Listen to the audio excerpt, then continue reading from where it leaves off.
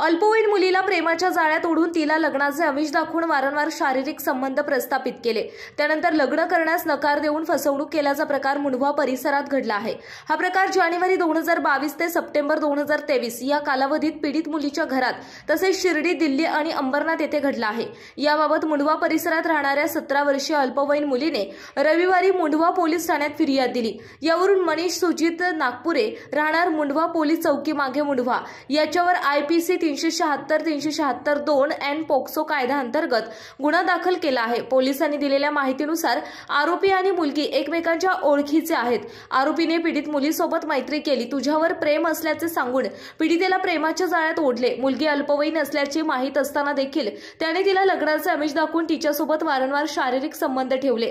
तसेच तिला फिरायला घेऊन जात तिच्यासोबत शारीरिक संबंध प्रस्थापित केले। यानंतर आरोपीने लग्नास नकार दिल्याने पीडित मुलीने हडपसर पोलीस ठाण्यात याबाबत फिर्याद दिली। हडपसर पोलिसांनी हा गुन्हा मुंढवा पोलीस ठाण्यात वर्ग केला आहे। पुढील तपास सहाय्यक पोलीस निरीक्षक महानोर करीत आहेत।